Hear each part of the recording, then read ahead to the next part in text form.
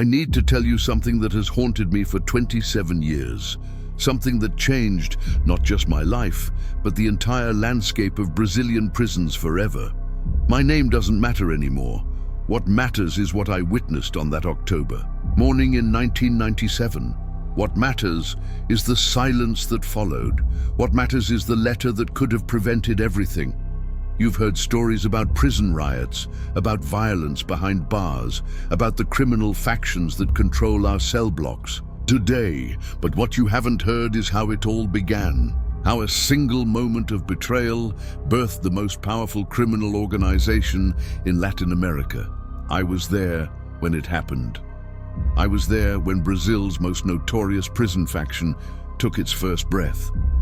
This isn't just another prison story. This is the confession of a man who watched history unfold in blood and silence.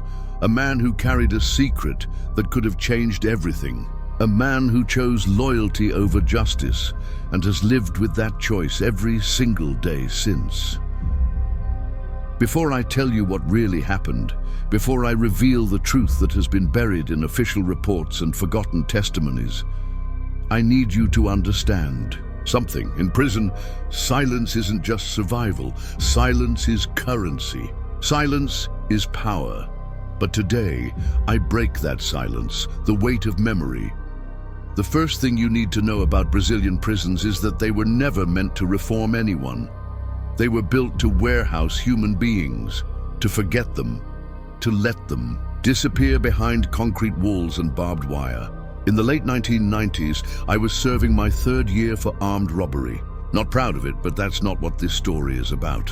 What this story is about started with a letter that arrived on a Tuesday morning in October, carried by a guard who had no idea what he was delivering. The envelope was thin, unremarkable, the kind of paper you'd find at any corner store. But inside those folded sheets was information that would either save lives or destroy them. The choice was mine. I still remember holding that letter in my hands, the weight of it, not the physical weight. It couldn't have been more than a few grams, but the weight of what it meant, the weight of what it could prevent. You see, the letter contained details about a planned uprising, not just any uprising.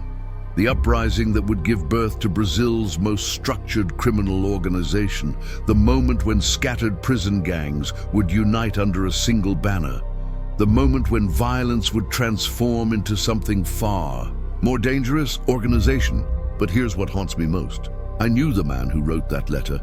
I knew his handwriting. I knew his desperation. I knew his fear, and I chose to stay silent. Brothers in chains. To understand what happened next, you need to understand the ecosystem of violence that Brazilian prisons had become by 1997. Overcrowding wasn't just a problem, it was a weapon. Cells built for 20 men housed 60. Cells built for solitary confinement held families of inmates. The guards weren't keepers of justice. They were survivors just like us. Some were corrupt, some were cruel. Most were just trying to make it through each shift without becoming another casualty in a war they never signed up to fight.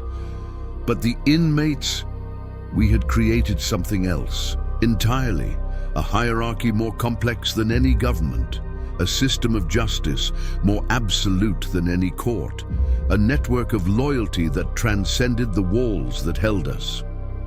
In this world, respect wasn't earned through rehabilitation or good behavior. Respect was earned through silence, through loyalty, through the willingness to suffer for your brothers. And in October 1997, that system was about to be tested like never before.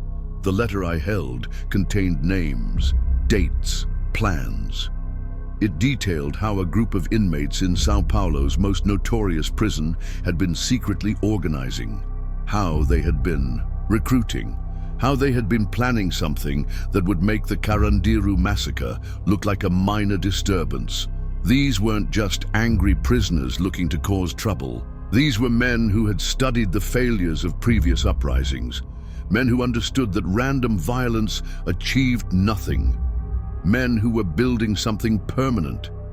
They called themselves brothers, not just cellmates or fellow inmates. brothers, bound by codes of conduct more rigid than any military unit, bound by oaths more sacred than any religious vow, and I had the power to stop them before they began. The man who wrote that letter was my cellmate for 8 months, Miguel. That's not his real name, but it doesn't matter now. He's been dead for 26 years, killed for reasons that had nothing to do with the letter, killed for reasons that had everything to do with it. Miguel wasn't like the others. He was educated. Before his arrest for drug trafficking, he had been a teacher. He understood systems. He understood how organizations worked. And more importantly, he understood how they failed. When he started hearing rumors about this new brotherhood being formed in the São Paulo prisons, he became worried. Not worried about the violence. Violence was already everywhere. Worried about what would happen when that violence became organized. They're not thinking ahead, he told me one night 3 weeks before he wrote the letter. They're thinking about power, about respect, about revenge, but they're not thinking about consequences. The consequences he was worried about weren't legal consequences. We were already serving our time. The consequences he was worried about were social. What would happen to Brazilian society when the chaos inside our prisons became structured, when criminal networks inside became criminal networks outside? This isn't just about prisons anymore, he whispered. This is about creating a parallel state. He was right.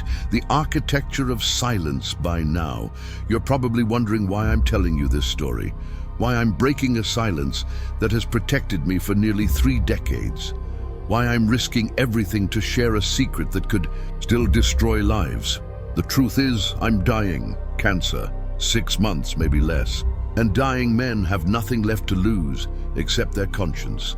If you're watching this, if you've made it this far, it means you understand that some stories need to be told, even when, especially when, they're dangerous. Even when they challenge everything you think you know about crime and punishment in Brazil. I want you to subscribe to this channel, not because I need the validation, but because these stories matter. Because the voices behind bars deserve to be heard. Because the truth, no matter how uncomfortable, no matter how dangerous, deserves to see daylight. Now, back to Miguel and his letter. Back to October 1997. Back to the moment when everything changed. Miguel spent 2 weeks writing that letter. Not because he was a slow writer, but because he was trying to find the right words. Words that would convince the authorities to take action without revealing his sources. Words that would prevent a catastrophe without signing his own death warrant. The letter was addressed to the warden of our facility, but Miguel knew it would never reach him, not directly. Prison mail was screened by guards who barely finished elementary school. Guards who couldn't distinguish between a love letter and a detailed intelligence report. So he addressed it to the warden, but wrote it for the guards. Used simple language, clear warnings, specific dates. On November 15th, inmates from multiple facilities will coordinate a series of actions that will result in casualties among both prisoners and staff. This is not a rumor. This is a confirmed plan with detailed logistics and outside support.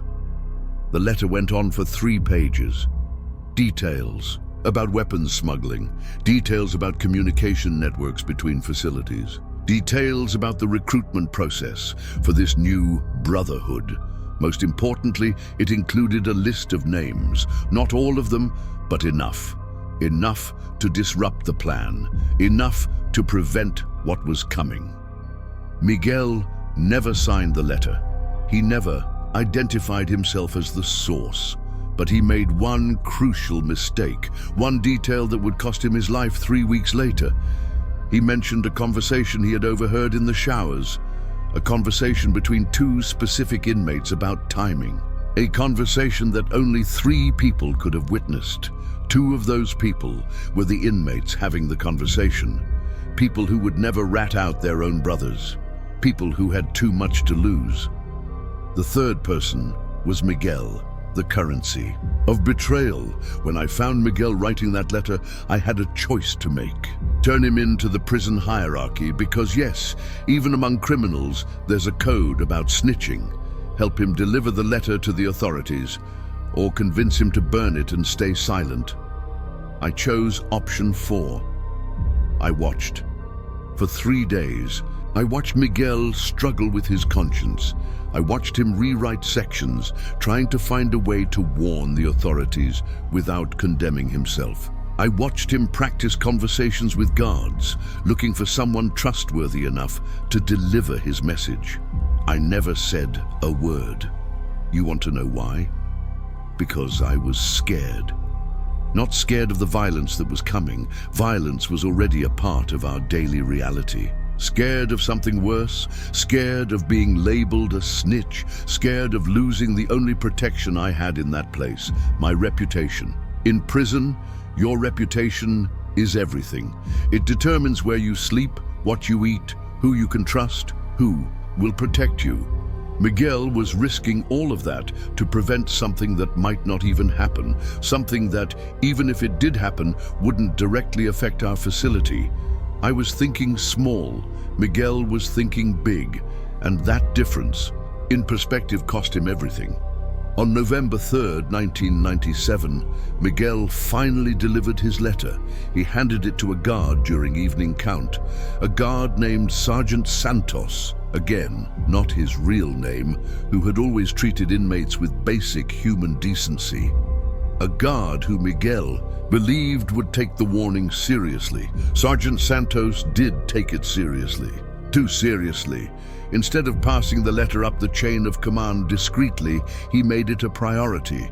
He called his supervisor immediately. Within hours, the letter was being analyzed by intelligence officers from multiple facilities across São Paulo state. Within days, they had identified Miguel as the source, not because he had signed it, but because of that conversation he had mentioned. The conversation in the showers. The conversation that only 3 people could have witnessed. 2 of those people were questioned separately. Both denied having any conversation about planned uprisings. Both claimed they didn't even know each other well. That left Miguel. The weight of truth. What happened to Miguel on November 8, 1997 was officially recorded as a suicide. Unofficially, everyone in the facility knew it was an execution. A message sent by the very people his letter was trying to stop. They found him hanging in his cell during the 4 a.m. count, a bedsheet around his neck, a chair kicked over beneath. Him, no suicide note, no explanation, just silence. But here's what the official report didn't mention. Miguel was left-handed. The knots in that bedsheet were tied by someone right-handed. The bruises on his arms suggested he had been restrained before he died. And most tellingly, the conversation I had overheard the night before, he was found. The teacher thinks he's smarter than everyone else, one voice said. The teacher forgets that some lessons can't be unlearned. I recognized that voice. It belonged to someone who would, 3 months later, become one of the founding members of Brazil's most powerful criminal organization. Someone whose name would eventually be whispered with fear across every prison in the country. Someone who is still alive today. Someone who still has power. Someone who would still kill to keep certain secrets buried. Miguel's death sent a clear message to anyone else who might have similar ideas about cooperating with authorities. But it also accomplished something else. It eliminated the one person who knew enough details to disrupt what was coming. November 15th arrived as planned. What Miguel had tried to prevent became reality. Simultaneous uprisings in 29 facilities across São Paulo state. Not random violence, but coordinated actions, messages sent, territory claimed, a new power structure announced to the world, the birth of Brazil's most structured criminal organization.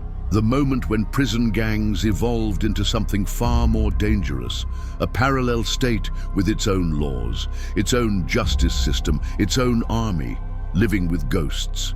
For 27 years, I've carried the weight of that silence, the knowledge that I could have supported Miguel, could have helped him refine his warning, could have provided additional details that might have made the difference. Instead, I protected myself. I chose survival over justice. I chose fear over courage, and Brazil has been paying the price ever since. Today, that criminal organization, Miguel tried to warn everyone about controls, not just prisons, but entire neighborhoods. Not just in São Paulo, but across the country. Their reach extends beyond Brazil's borders. Their influence shapes politics, economics, and daily life for millions of people, all because one teacher tried to prevent a tragedy and everyone around him, including me, chose silence. The organization he tried to stop now calls itself by a name that has become synonymous with both fear and respect in Brazil's criminal underworld. A name that represents the evolution of prison violence into something far more sophisticated and dangerous. They still call each other brothers. They still operate under strict codes of conduct. They still eliminate those who break the rules of loyalty and silence. And they still remember Miguel, not as an enemy who tried to stop them, but as a cautionary tale about the price of betrayal, the ripple effect. You might be wondering how different things could have been if Miguel's warning had been taken seriously. If the authorities had acted on his information, if that first coordinated uprising had been prevented. I wonder about that too. Every single day, would other criminal organizations have filled the vacuum? Would the violence have simply taken different forms? Would Brazil's prison system have found some other way to fail its fundamental mission of rehabilitation and public safety? Maybe, but maybe not. What I know for certain is that Miguel's letter contained enough specific information to disrupt the initial plans, enough names to arrest key organizers, enough details about communication networks to break up the coordination between facilities. At minimum, it would have delayed what was coming, given authorities time to understand what they were dealing with, given society time to prepare for a new kind of organized crime. At maximum, it could have prevented the consolidation of power that turned scattered prison gangs into a criminal empire, but none of that happened, because Miguel died before his warning could be fully acted upon. Because the people who could have supported his efforts, people like me, chose self-preservation over collective safety. Because in the end, we were more afraid of being labeled snitches than we were of the monster we were helping to create. The organization that emerged from those coordinated uprisings didn't just change Brazilian prisons, it changed Brazilian society. It introduced new forms of violence, new forms of control, new forms of fear. It also introduced new forms of organization, new ways of thinking about loyalty, hierarchy, and collective action, some of which, in different contexts, might have been positive forces for social change. But Miguel never got to see any of that. Miguel never got to know whether his sacrifice might have made a difference. Miguel died believing he had failed to prevent a catastrophe, and in a way, he was right. The letters that never came after Miguel's death, I started paying attention to things I had previously ignored. Conversations between inmates, patterns of behavior, signs of organization and planning. What I discovered was that Miguel hadn't been the only one trying to sound the alarm. There had been other letters, other warnings, other inmates who had recognized what was happening and tried to prevent it.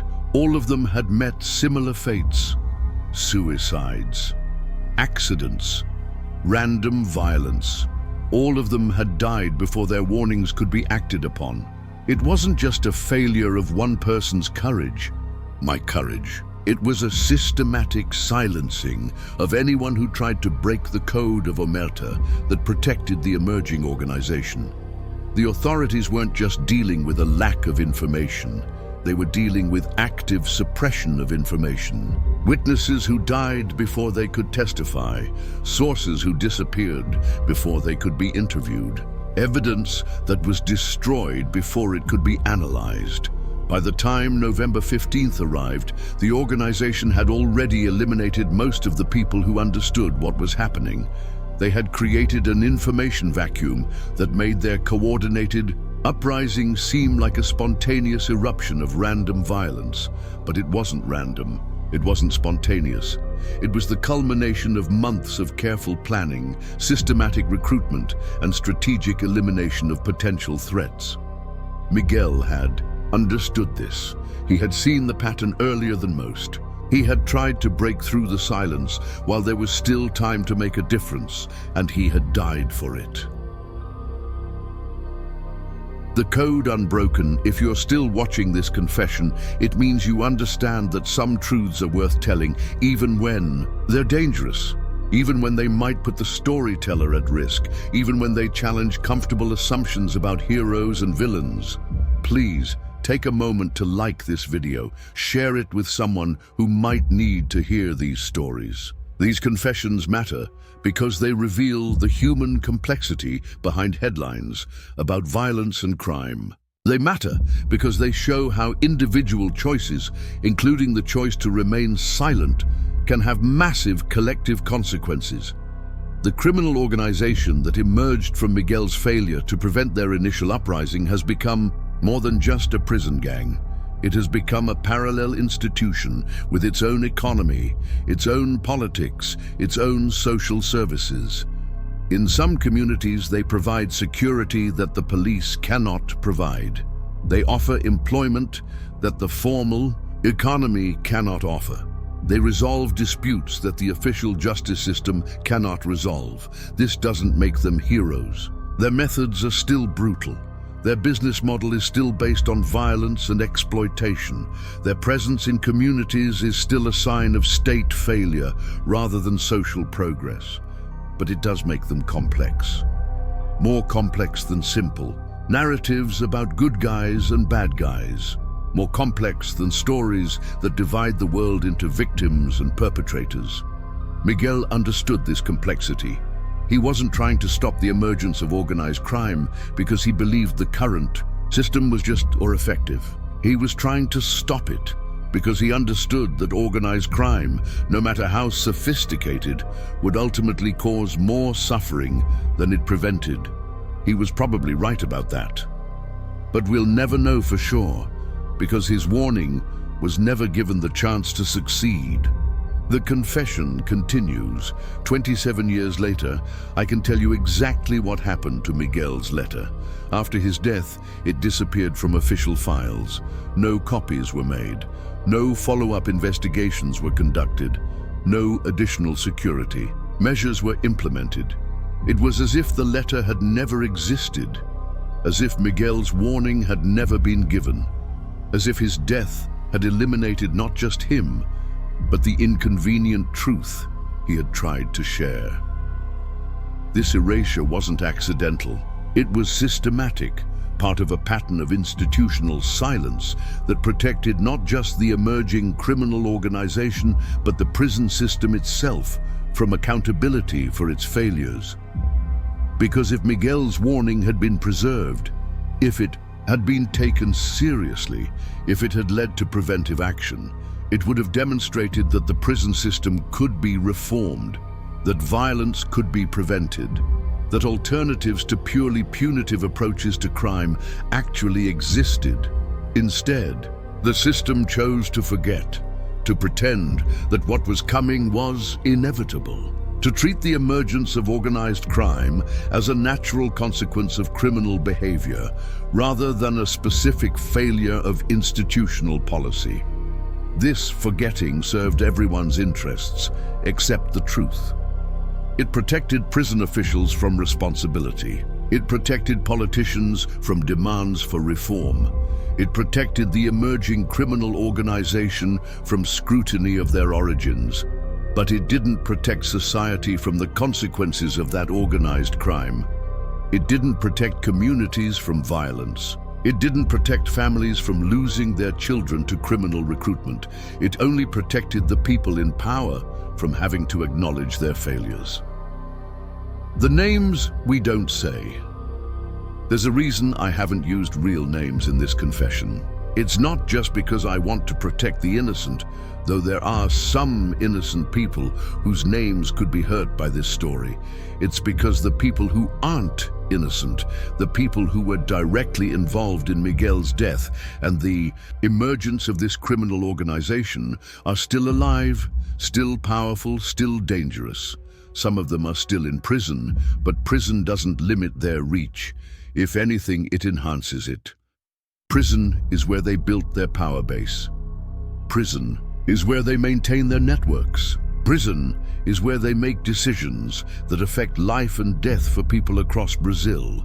Others have been released and integrated themselves into society. They run businesses, they have families, they participate in communities as if they were ordinary citizens rather than architects of violence. But they remember Miguel, they remember his letter. They remember everyone who was involved in trying to stop what they started, and they have very long memories. This doesn't mean I'm afraid to tell this story. I told you already, I'm dying. I have nothing left to lose, but it does mean I'm careful about how I tell it, because this story isn't just about the past. It's about the present. It's about the ongoing influence of decisions made in 1997. It's about the continued power of people who started their careers by silencing a teacher who tried to prevent a tragedy. If I mention names, this wouldn't just be a historical confession. It would be a contemporary accusation. And contemporary accusations require evidence that I no longer have access to. Evidence that was destroyed or hidden long ago. So I tell you what I can tell you, what I witnessed, what I experienced. What I chose not to do when I had the chance to do something. The weight of what comes next. We're approaching the end of this confession, but not the end of this story. Because Miguel's story, the story of his letter and his death and the consequences of both, is still unfolding today. Every time you read about violence in Brazilian prisons, you're reading about consequences that trace back to choices made in October and November 1997. Every time you read about organized crime controlling territory in Brazilian cities, you're reading about an organization that might not exist if Miguel's warning had been heeded. Every time you read about young people being recruited into criminal networks, you're reading about a system that emerged from the failure to prevent what Miguel tried to prevent. This doesn't mean that everything bad that has happened since 1997 can be blamed on Miguel's death or my silence. History is more complicated than that. Social problems have multiple causes. Criminal organizations emerge from complex interactions between poverty, inequality, institutional failure, and individual choices. But it does mean that specific moments matter. That individual decisions can have collective consequences. That choosing silence when you could choose to speak can contribute to outcomes that affect thousands of people across decades. I've spent 27 years thinking about what might have been different if I had made different choices. If I had supported Miguel instead of watching him struggle alone. If I had provided additional information that might have made his warning more convincing. If I had found other people willing to break the code of silence. Would it have made a difference? I honestly don't know. Maybe the forces that led to the emergence of organized crime were too strong to be stopped by one letter or one warning or one teacher's desperate attempt to prevent a tragedy, but maybe not. Maybe small actions at crucial moments really can change the direction of history. Maybe individual courage really can overcome collective fear. Maybe the choice to speak rather than remain silent really can prevent disasters. I'll never know, for sure. But I know that I didn't try. I know that I had a chance to support someone who was trying to do the right thing, and I chose not to take that risk. I know that I prioritized my own safety over collective well-being, and I know that decision has haunted me every day since. The silence breaks. This is why I'm telling you this story now. Not because I think it will change anything that has already happened. The past is the past. Miguel is dead. The criminal organization he tried to stop has become one of the most powerful in Latin America. My silence contributed to outcomes that have affected millions of lives. I'm telling you this story because the dynamics that created that situation still exist, because prisons are still overcrowded, because violence is still endemic, because people with information about planned crimes still face impossible choices between personal safety and collective responsibility. I'm telling you this story because silence is still the currency of survival in many contexts. But sometimes the cost of that survival is too high for society to bear. I'm telling you this story because the next time someone like Miguel tries to warn authorities about emerging threats, maybe, just maybe, they won't have to face that choice alone. If you've watched this entire confession, if you've followed Miguel's story from his initial concerns through his death and its consequences, then you understand something important about how individual choices connect to social outcomes. You understand that the people we think of as criminals and the people we think of as heroes aren't always as different as we assume. That circumstances can turn witnesses into accomplices and accomplices into witnesses. That the line between victim and perpetrator is often thinner than we want to believe. Most importantly, you understand that silence isn't neutral. That choosing not to act is itself an action. That standing by while others try to prevent tragedies is a form of complicity. Subscribe to this channel if these stories matter to you.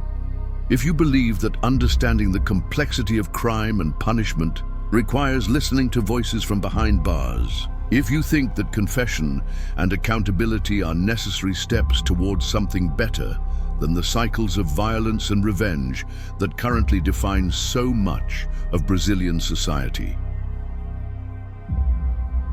The letter that should have been.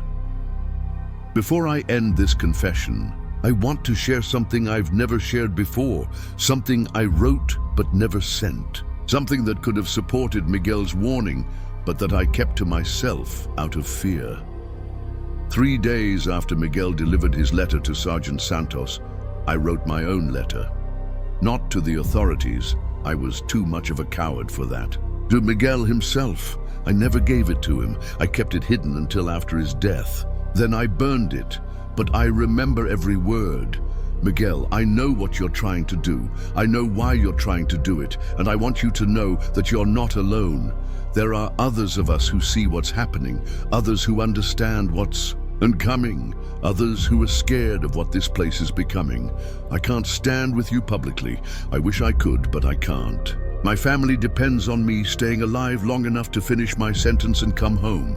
I have 2 daughters who need their father, even if their father is a coward. But I can tell you things that might help your letter be more convincing. I can give you names you don't have. I can give you details about the planning process that you might have missed. The conversation you overheard in the showers, I was there too. I heard the same thing you heard. If anyone questions your account, they can question me too. We can both be snitches together.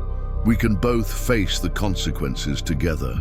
I also know about the weapons cache they're building in the maintenance shed.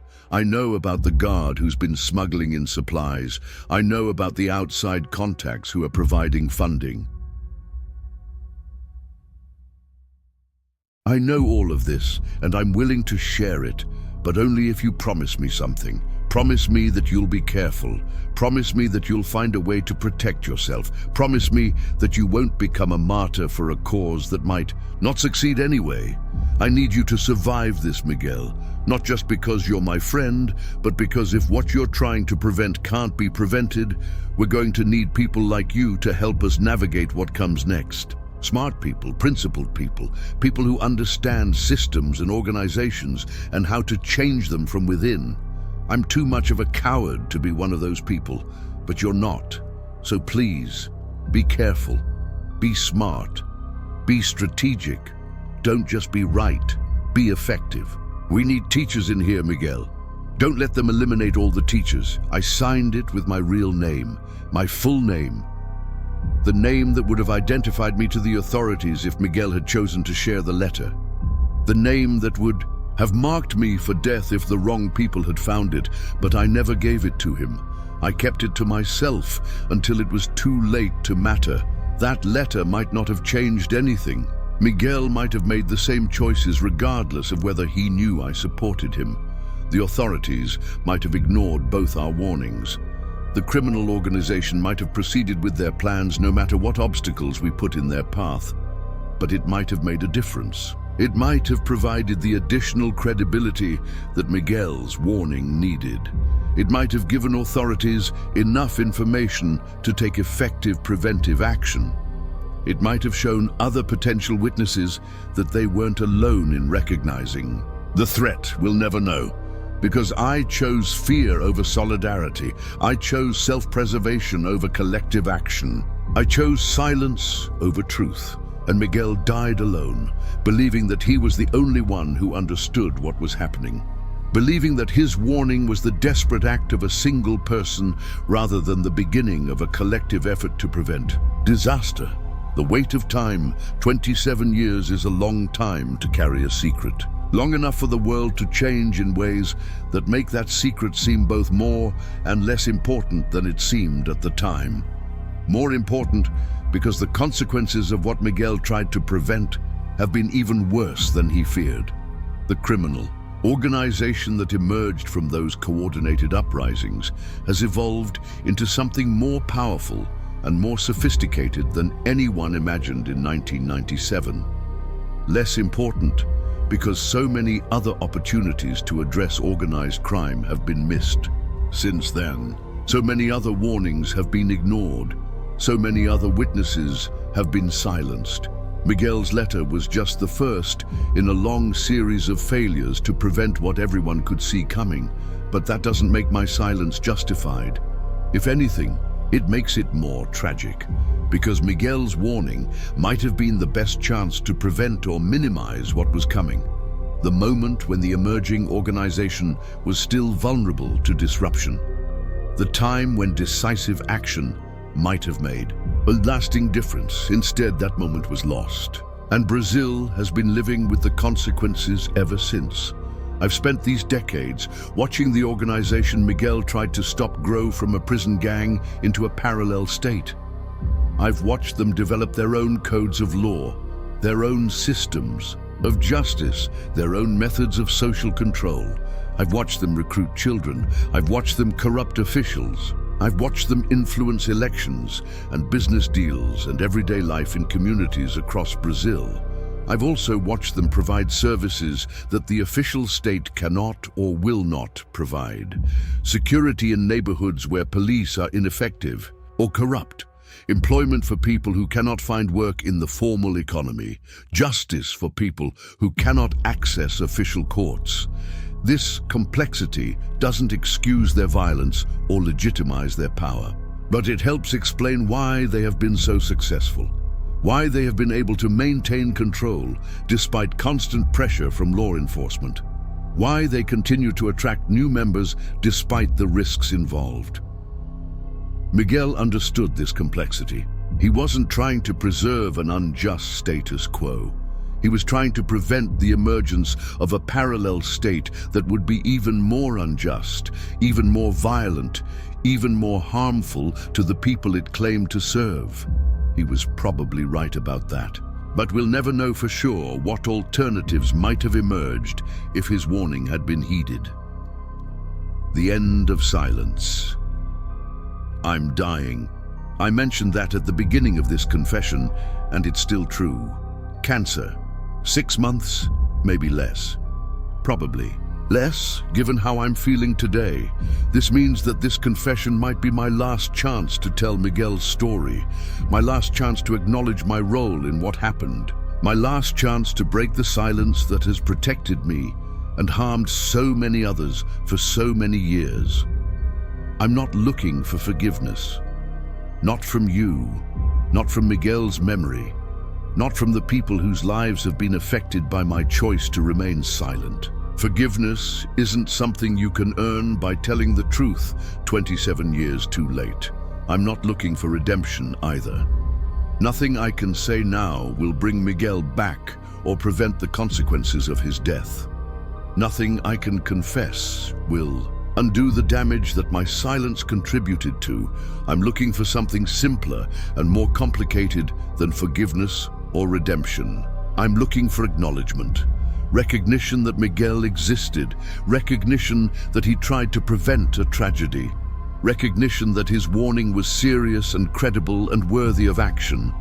Recognition that he didn't die in vain, even though his warning wasn't heeded. Even though the tragedy he tried to prevent became reality. Even though the organization he tried to stop became more powerful than he ever feared. Miguel mattered. His letter mattered. His death mattered. And the silence that followed his death, my silence, mattered too.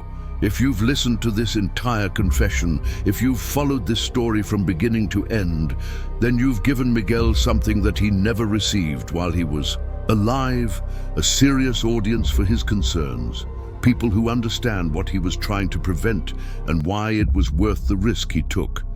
That's not nothing. It's not enough, but it's not nothing. Thank you for listening. Thank you for caring about stories that are complicated and uncomfortable and don't have clear heroes or villains. Thank you for understanding that the line between victim and accomplice is often determined by circumstances beyond our control and choices within our control. Thank you for breaking your own silence by watching this, by subscribing to this channel, by sharing these stories with others who might need to hear them. The silence that killed Miguel is still killing people today. In Brazilian prisons, in communities controlled by organized crime, in situations where witnesses know about planned violence but are too afraid to speak. Your attention to these stories, your willingness to listen to uncomfortable truths, your commitment to understanding complexity rather than accepting simple narratives, all of that contributes to breaking cycles of silence that enable violence. It won't bring Miguel back. It won't undo the damage that 27 years of silence have caused, but it might prevent some future tragedy by showing potential witnesses that they're not alone, that their warnings matter, that their courage, even when it comes at great personal cost, serves a purpose larger than themselves. Miguel tried to be that kind of witness. He tried to find that kind of courage. He tried to speak when everyone else chose silence. He failed to prevent what he was trying to prevent. But he succeeded in something else. He left behind a story that reveals how individual choices connect to collective outcomes, how silence enables violence, how the courage to speak truth to power, even when that courage is not rewarded, still matters. That's Miguel's legacy. Not the tragedy he failed to prevent, but the example he provided of what it means to try, what it means to risk everything for the possibility of preventing something worse. I'm sorry I didn't support him when he needed support. I'm sorry I didn't find my own courage until it was too late to matter. I'm sorry I let fear triumph over solidarity, but I'm not sorry that I'm telling his story now, even if it's too late to change anything, even if it puts me at risk, even if it doesn't lead to the justice he deserved, because silence killed Miguel, and silence has been killing people like Miguel ever since. Today, at least for today, that silence breaks. Miguel's story deserves to be told. His warning deserves to be remembered. His courage deserves to be acknowledged.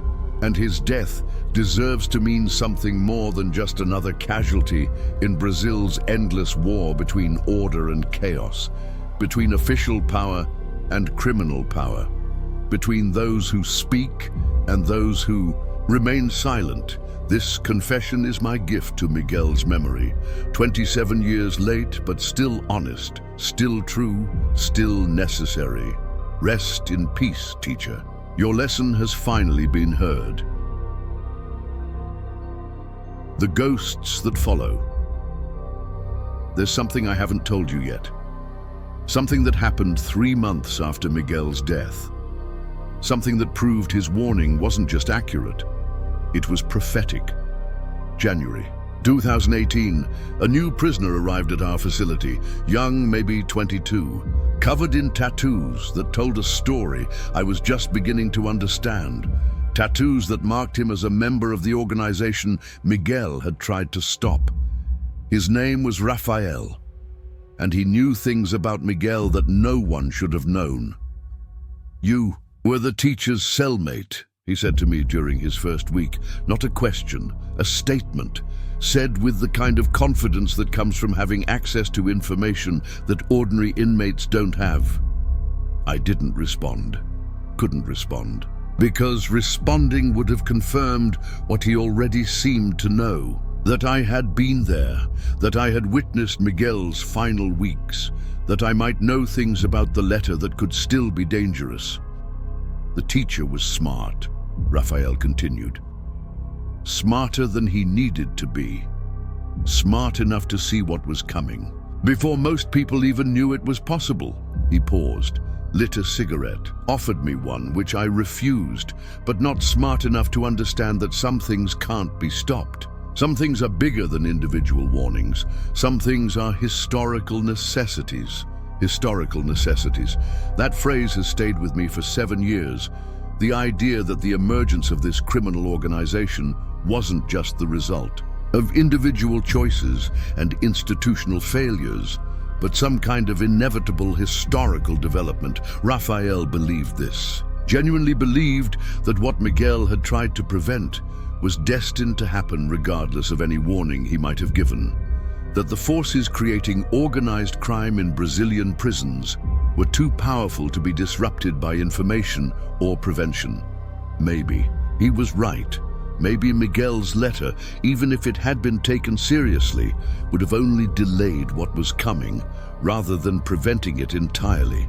Maybe the structural conditions that created the need for prison-based criminal organizations were too deep to be addressed by improved security or better intelligence.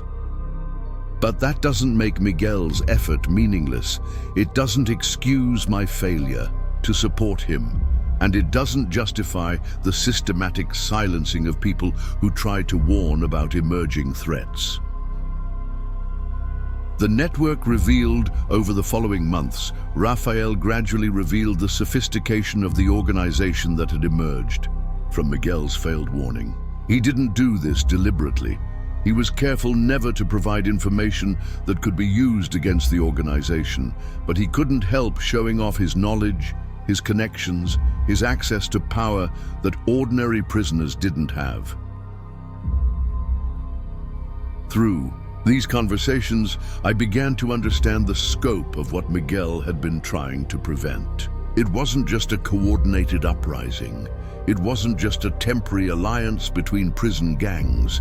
It was the birth of something entirely new in Brazilian criminal history.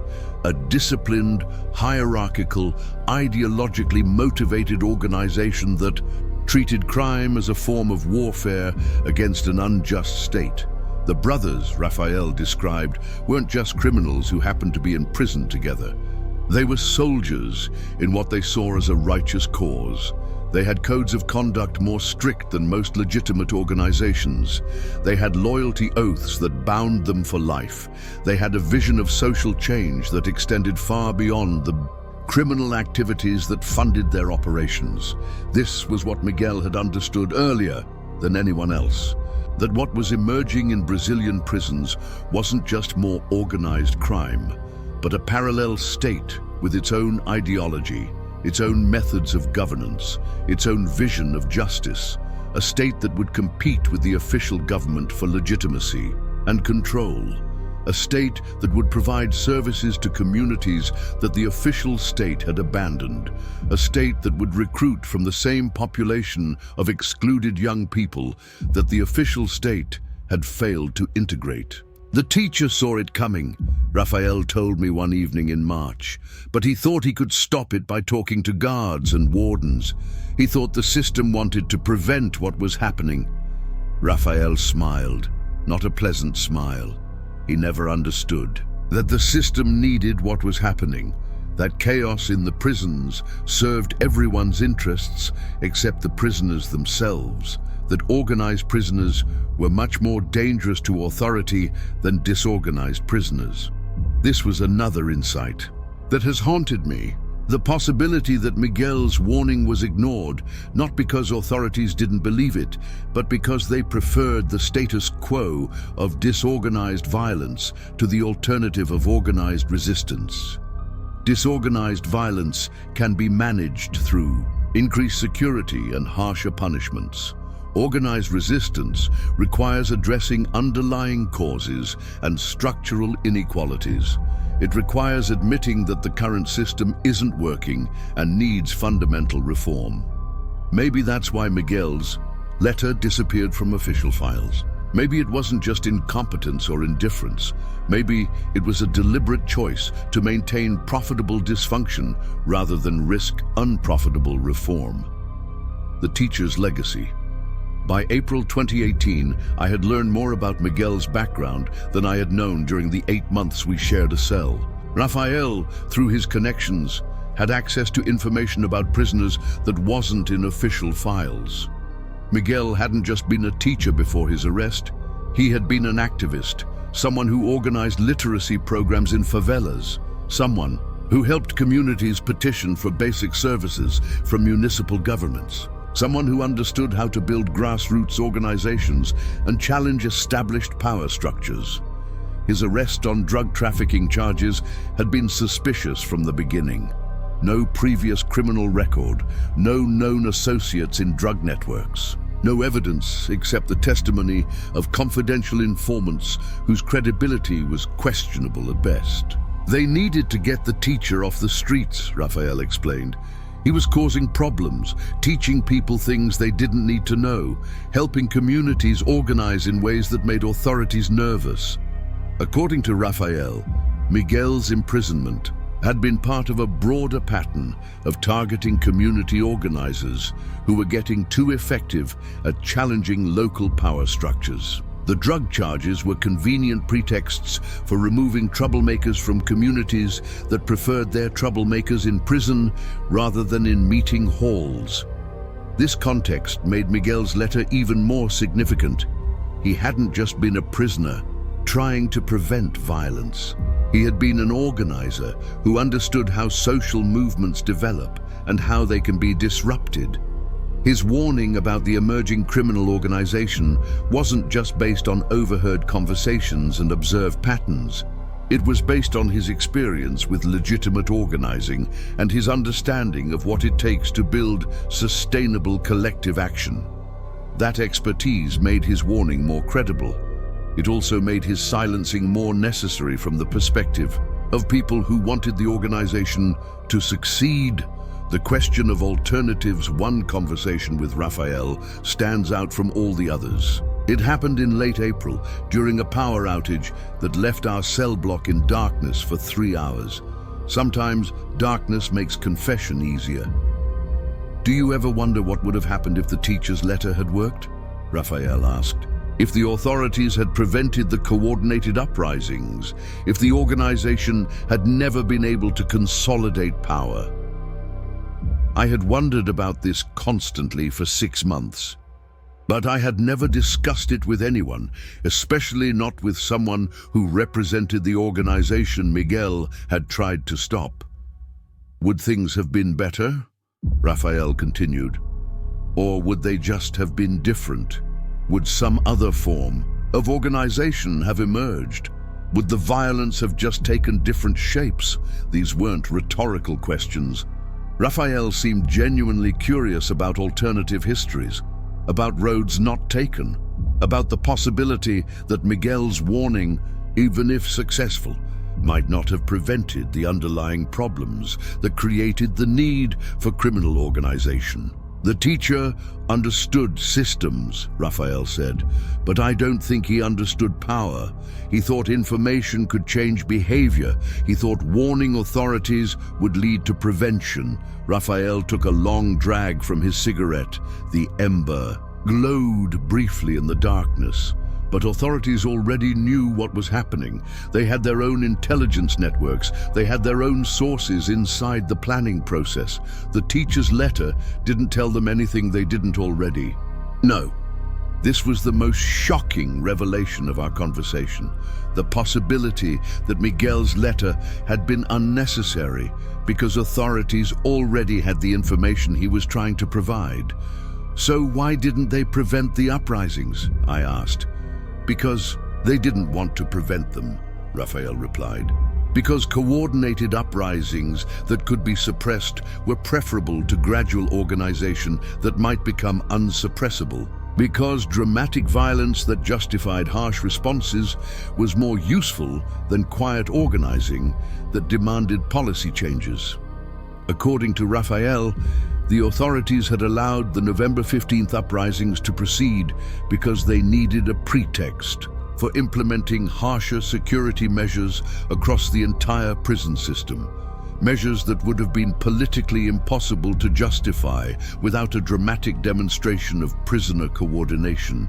The uprisings provided that pretext. They also provided cover for eliminating specific prisoners who had become problematic for reasons unrelated to criminal organization. Prisoners like Miguel, who had knowledge and skills that made them dangerous to the status quo. The teacher died because he tried to prevent something that was designed to happen, Raphael concluded. His letter wasn't ignored because it was unreliable. It was eliminated because it revealed too much about who really wanted the violence to occur, the weight of revelation. If Raphael was right, and I have no way to verify his claims, then Miguel's death was even more tragic than I had understood. He hadn't just been killed for trying to prevent a criminal uprising. He had been killed for threatening to expose official complicity in that uprising. His letter hadn't failed because authorities couldn't act on his warning. It had been suppressed because authorities needed the violence he was trying to prevent. In order to justify policies they wanted to implement regardless. This possibility has tormented me for the past 7 years. The idea that Miguel's courage was not just unrecognized, but actively punished by people who were supposed to protect society from the very threats he was warning about. It also raises questions about my own silence. If authorities were complicit in creating the conditions for organized crime, would my support for Miguel's warning have made any difference? Or would it have just resulted in 2 deaths instead of 1? I don't know. I can't know. But I know that choosing silence because you suspect the system is corrupt is different from choosing silence because you're afraid for your own safety. One is a form of resistance to complicity. The other is simple cowardice. I chose cowardice. And regardless of what authorities might or might not have known, regardless of what they might or might not have wanted to prevent, my silence contributed to Miguel's isolation in his final weeks. He died believing that his warning was the only thing standing between Brazil and a new form of organized crime. I could have shown him that he wasn't alone in recognizing the threat. I could have provided moral support, even if I couldn't provide practical assistance. Instead, I watched him struggle with impossible choices and let him believe that no one understood what he was trying to accomplish. The organization's evolution, Raphael's revelations continued through the summer of 2018, always careful, always incomplete, but gradually painting a picture of how the organization Miguel had tried to stop had evolved over the 20 years since its emergence. What began as a response to prison conditions had become something far more ambitious. A parallel government, with its own territory, its own economy, its own social services, an organization that provided employment, security, and justice in communities that had been abandoned by the official state. This wasn't the random violence that characterized most criminal gangs. This was systematic state building. the creation of institutions that could compete with government institutions for legitimacy and popular support. The teacher was right to be worried, Raphael admitted during one of our evening conversations. But he was worried about the wrong things. He thought we were planning to destroy the system. He didn't understand that we were planning to replace it. Replacement rather than destruction. That distinction helps explain why the organization had been so successful in maintaining control over territory and population. They weren't just extracting resources through violence and intimidation. They were providing services that people actually needed and wanted. This made them much more dangerous to established authority than traditional criminal organizations. Traditional criminals parasitize existing social structures. This organization was creating alternative social structures that could eventually make existing structures irrelevant. Miguel had understood this potential. He had seen how the organizational skills and ideological commitment that were emerging in Brazilian prisons could be applied to legitimate social change if they were channeled in different directions. That's what made his warning so urgent. Not just the immediate threat of coordinated violence, but the long-term threat of coordinated governance by people who had been excluded from legitimate forms of political participation. The personal cost living with Raphael's revelations while maintaining the pretense of ignorance about Miguel's letter became increasingly difficult as 2018 progressed. Every conversation revealed new details about the sophistication of the organization Miguel had tried to stop. Every revelation made clearer the scope of what my silence had contributed to. I started having nightmares, not about violence. I had seen enough prison violence to be somewhat inured to it, about conversations. Imaginary conversations with Miguel, where I told him what I knew, offered him the support he needed, helped him refine his warning in ways that might have made it more effective. In these dreams, Miguel and I worked together to gather evidence about the emerging organization. We identified witnesses who might be willing to corroborate his warnings. We developed strategies for protecting ourselves while providing information to authorities. Sometimes in these dreams, our collaboration succeeded. The coordinated uprisings were prevented.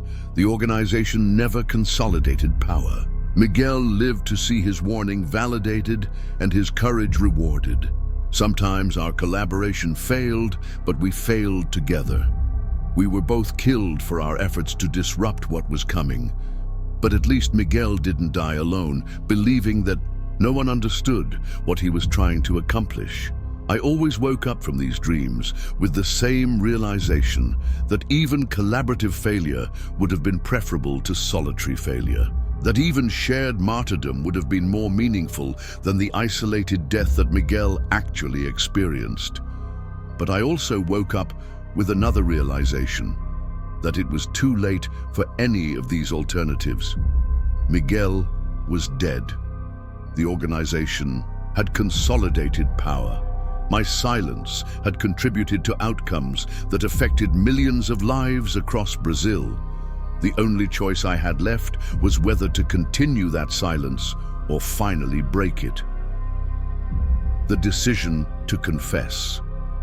The decision to record this. Confession wasn't sudden. It developed gradually over the final months of 2018 as Raphael's revelations made clear the full scope of what Miguel had been trying to prevent. By December, I understood that Miguel hadn't just been trying to stop a prison riot. He had been trying to prevent the emergence of a parallel state, a state that would challenge the official government's monopoly on legitimate violence. A state that would provide alternative forms of justice, security, and social organization. That parallel state had succeeded beyond Miguel's worst fears. It controlled territory across multiple Brazilian states. It influenced elections through both violence and vote buying. It provided employment for hundreds of thousands of people who had been excluded from the formal economy. it was also responsible for levels of violence that made Brazil one of the most dangerous countries in the world. Violence that affected not just participants in criminal activities, but innocent people who lived in contested territories or who accidentally interfered with criminal operations. Miguel had seen this coming. He had tried to prevent it, and I had watched him die for his efforts without providing the support that might have made his warning more credible. 21 years later, I finally understood that my silence hadn't just been cowardice, it had been complicity. Active participation in the destruction of someone who was trying to protect society from a threat that most people couldn't even imagine. That complicity demanded acknowledgement, not because acknowledgement could undo the damage that had been done, but because continued silence would compound that damage by denying Miguel the recognition he deserved for his courage and foresight. The risk of truth, recording this confession, involves risks that go beyond my own safety. Rafael's revelations made clear that the organization Miguel tried to stop maintains detailed records of everyone who was involved in events surrounding their emergence. They know about Miguel's letter. They know about the people who might have supported him. They know about witnesses who could provide additional information about their origins and early development. Some of those witnesses are still alive. Some of them are still in prison. Some of them might face retaliation for my decision to break silence about events that the organization prefers to keep buried. This creates an ethical dilemma that has no perfect solution. My silence protects people who might be hurt by my revelations, but it also perpetuates the fear that keeps other potential witnesses silent about ongoing criminal activities. I've decided that the risk of continued silence outweighs the risk of revelation, not because I'm confident that my confession will lead to positive changes, but because I'm certain that continued silence will prevent any possibility of positive change. Miguel took a much greater risk when he wrote his letter. He risked immediate retaliation from people who had direct power over his daily life. He risked being labeled a snitch in an environment where that label could be a death sentence. The risk I'm taking is smaller and comes 27 years later, when many of the people who might want to silence me are dead or old, or focused on more immediate threats than historical confessions. If Miguel could take his risk when it might have made a practical difference, I can take my risk when it might at least make a moral difference. The continuing legacy Rafael was released in July 2019. Before he left, he gave me one final revelation about Miguel's legacy within the organization he had tried to stop. The teacher is remembered, he told me during our last conversation, not as an enemy, as someone who understood what we were becoming before we understood it ourselves.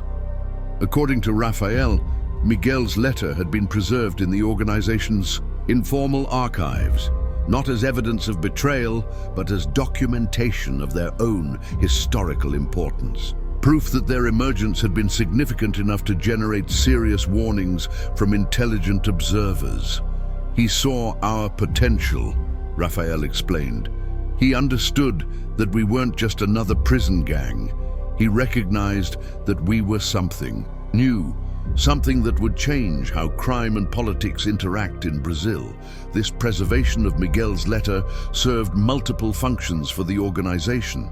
It validated their self-image as historically significant actors rather than ordinary criminals.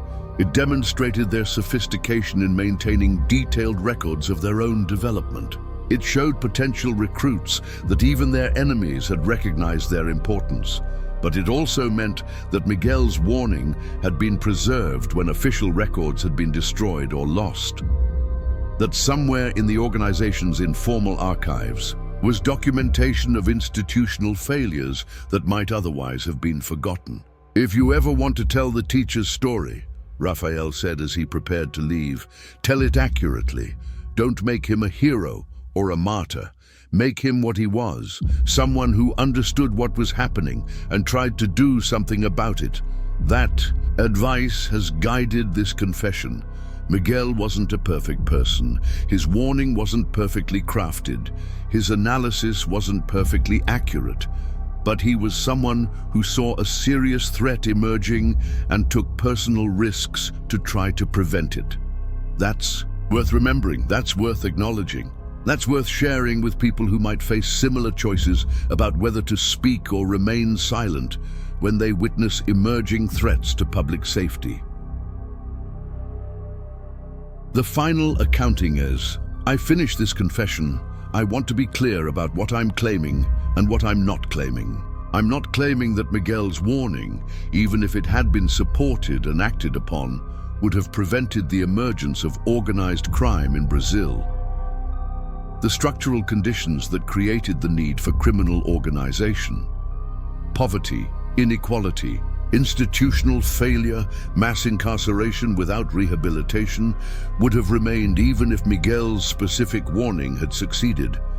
Some form of organized crime would likely have emerged eventually, maybe not as sophisticated as what actually developed, maybe not as powerful or as ideologically motivated, but something would have filled the vacuum left by legitimate institutions that failed to provide security, employment, and justice for excluded populations.